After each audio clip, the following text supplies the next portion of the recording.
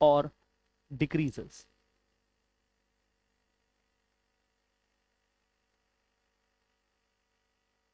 सही है क्या? इट्स स्पीड इंक्रीज और डिक्रीजेस। अब देखिए, अगर आप किसी भी बॉडी को जो चल रही है उसको आप अगर फोर्स लगाने वाले हैं, सपोज कीजिए एक पर्सन है जो बाइक पे बाइसिकल पर मूव कर रहा है और वो नॉर्मली एक पर्टिकुलर स्पीड से अपने आप को ट्रैवल कर रहा है, लेकिन तुम गए, तुमने पीछे से उसमें एक धक्का मारा, तो उसकी स्पीड क्या हो जाएगी? इंक्रीज हो जाएगी। लेकिन अगर तुमने उसी पर्सन को अपोजिट दिशा में पुल करा तो उसकी स्पीड डिक्रीज हो जाएगी। बहुत से ऐसे तरीके हैं जिससे आप स्पीड इंक्रीज और डिक्रीज कह सकते हो। जैसे सपोज करो तुम कोई बॉल को कैच करते हो, तो जिस समय तुम कैच करते हो, बॉल कैच करते करते तुरंत तो रेस्ट पे नहीं आती है। बॉडी टेक, या जब तुम कैच करते हो तो बॉडी को एक सर्टेन टाइम लगता है जिसमें वो रेस्ट पे आती है। कैसे?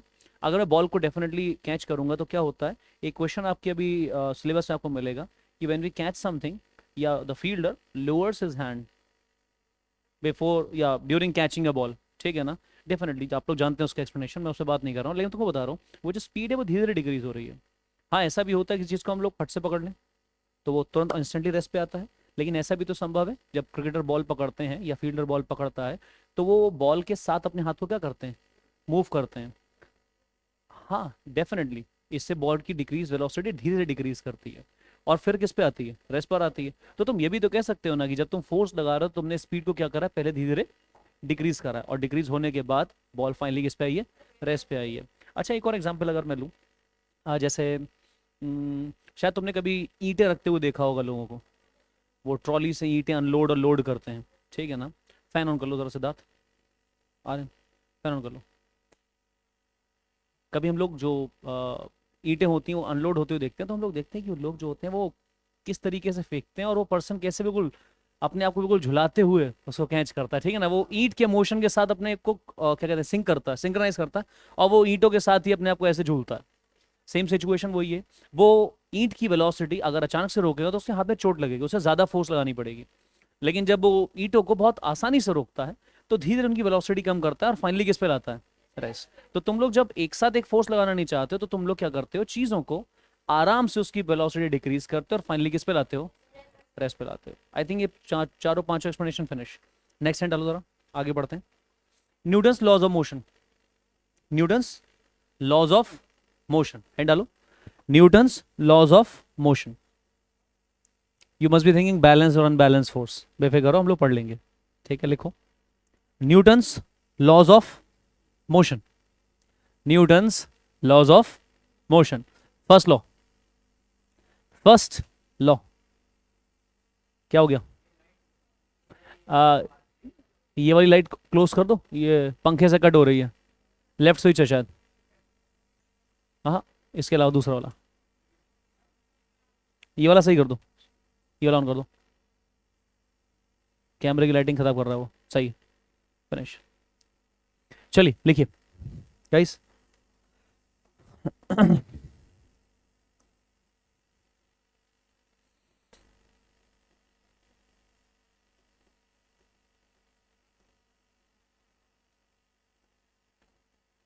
शायद आप लोग इसी चीज को मिक्स कर रहे थे with inertia.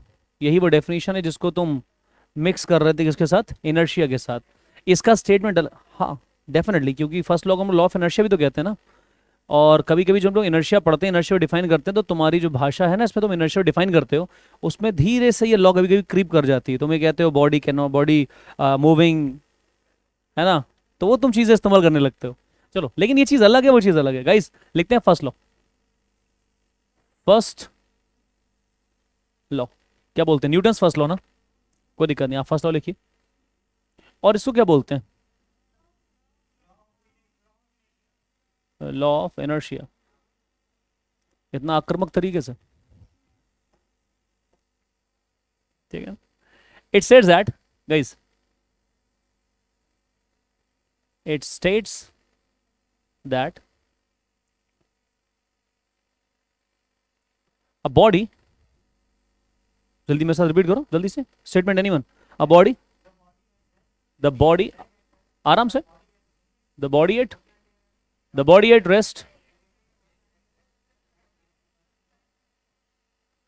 The body at rest remains at rest, और a body in motion remains in motion again in a straight line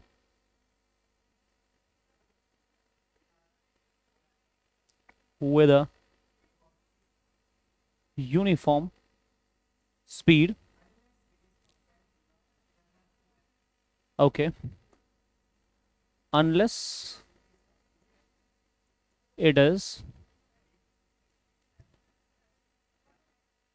acted upon, good, बिल्कुल सही, unless it is acted upon by some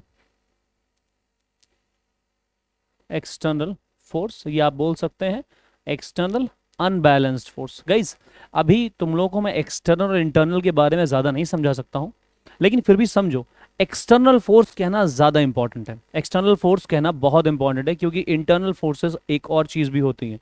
जैसे तुमने force का division पढ़ा हुआ है, forces are balanced and unbalanced, वैसे ही फोर्स का एक और कैटेगराइजेशन है इंटरनल एंड एक्सटर्नल। तो जो एक्सटर्नल फोर्स है, प्लीज आप इसको ऐसा ना समझें it is just a statement और सम वर्ड इन इंग्लिश जिसको हम लोगों ने ऐसे ही लिख लिया है। ये एज और एम नहीं है, इसका वाकई मतलब होता है। बॉडी को अगर आपको एक्सेलरेट कराना है, बॉडी की स्पीड चेंज करनी है, डायरेक्शन चेंज करना है, या तुम्हें मोशन से रेस्ट में लाना है, रेस्ट मोशन में लाना है, तो वो जो फोर्स तुम उस बॉडी पर लगाओगे that should be a external force, internal force नहीं हो सकती है, ध्यान रखिएगा, ठीक है।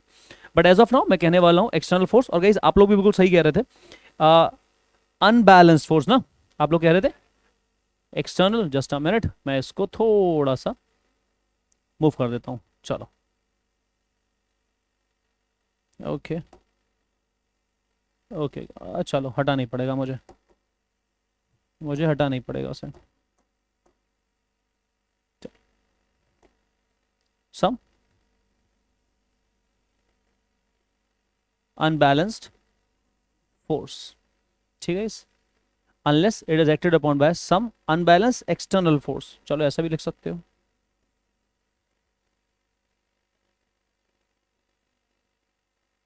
One more fact which is more important, कभी कभी क्या करते हो हम लोग ये वाली डेफिनेशन याद कर लेते हैं।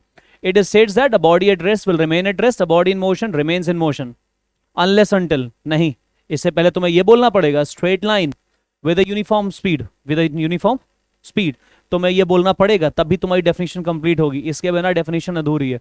इसका कहने का मतलब है एक बॉडी जो रेस्ट में है वो रेस्ट में रहेगी, एक बॉडी जो मोशन में है वो मोशन करती रहेगी एक पर्टिकुलर दिशा में कांस्टेंट स्पीड से, ये इंपॉर्टेंट फैक्ट है, एक कांस्टेंट स्पीड से पर्टिकुलर दिशा में, जब तक उस पर कोई बाहरी बल ना लगे। और ध्यान रखिए मैं आपको बता चुका हूं inertia of direction, inertia of direction मतलब तुम्हें दिशा को परिवर्तित करने के लिए भी क्या चाहिए, force.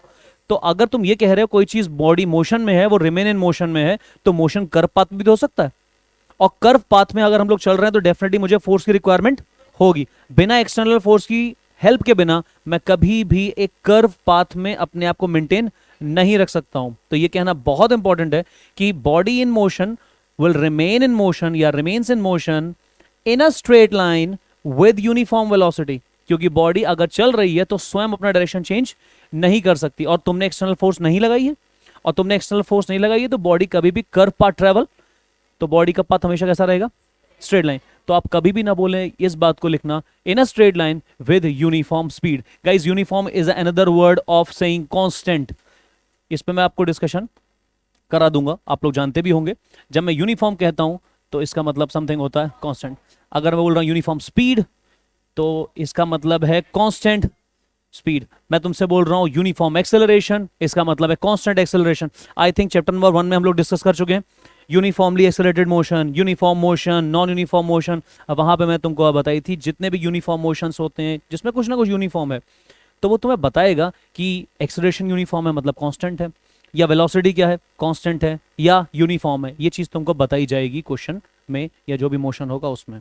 So as of now मुझे कहा जा रहा है कि बॉडी जो कि मोशन में होगी वो मोशन में बनी रहेगी जब तक उसे आप किसी भी एक्सटर्नल फोर्स के द्वारा कंपेल नहीं करते टू चेंज, जैसे आप बोल रहे हैं उसका डायरेक्शन ऑफ मोशन या उसकी स्पीड, या रेस्ट में है तो रेस्ट में रहेगी, मोशन में नहीं आएगी जब तक आप उस पर कोई भी एक्सटर्नल फोर्स नहीं लगाएंगे।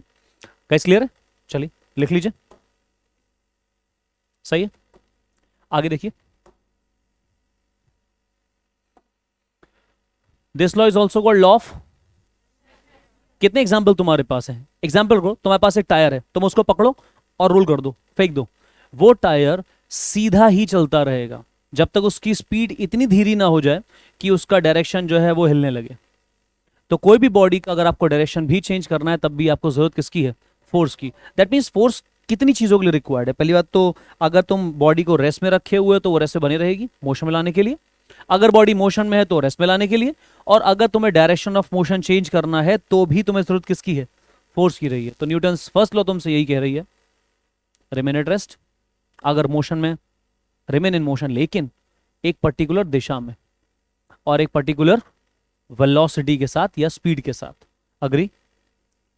इनमें से तीनों में से तुम्हें कुछ भी चेंज करना है, if you want to change the state of rest, if you want to change the state of motion, if you want to change the direction, और डायरेक्शन ऑफ मोशन ही होता है, रेस्ट का डायरेक्शन नहीं है। Direction of क्या होता है? इन तीनों ही चीजों के लिए तुमको चाहिए एक एक्सटर्नल फोर्स, एक बाहरी बल। अगर ये चीजें मौजूद नहीं है तो बॉडी की जो स्टेट होगी वो सेल्फ सस्टेन्ड मेंटेन रहेगी, बॉडी उस स्टेट को तुम्हें बदलने नहीं देगी। If you want to change the state you need to apply some external, yes और no? Okay done. Second law, हम लोग सेकंड लॉ पढ़नी है। गाइस हम लोग मोमेंटम डिस्कस करा है क्या? अभी नहीं करा? अब तो हम लोग सेकंड लॉ अभी थोड़ा समझ नहीं सकते, बोलो। हाँ हाँ। हम्म, कोई दिक्कत नहीं, तुम अपने हिसाब से रखो, मैंने अपने हिसाब से लिखा दिया, कोई दिक्कत नहीं, वो पांचों सही है। हाँ बिल्कुल सही है, वो पहले दो में कंटेंड है, कोई फर्क नहीं पड़ता। तुम उसको चार पांच की फॉर्म में लिखो, मैंने पांच लिखा है, चार नहीं लिखा है, देखो चेक करो, ठीक है? तुम समझो ना, तुम लोग नाइन्थ में हो, मैं अगर इतनी लंबी फिलोसफी कहूंगा तुम नॉर्मल चीजें समझने की राजी नहीं हो अभी, इतनी फिलोसफिकल तो तुम समझ चुके हो। तो चीजों को पहले थोड़ा सिंपलर रखते हैं, उनको कॉम्प्लेक्स बाद में करेंगे। शुरुआत से इतना कॉम्प्लेक्स लेके चलूंगा तो तुम कहोगे भैया क्या बवाल है, ये पढ़ाई है कोई? ठीक है ना? तो उसको सिंपलर फॉर्म में रखिए, ज्यादा बेटर होगा। गाइस फर्स्ट लॉ जरा एक बार क्विकली रिवाइज करो।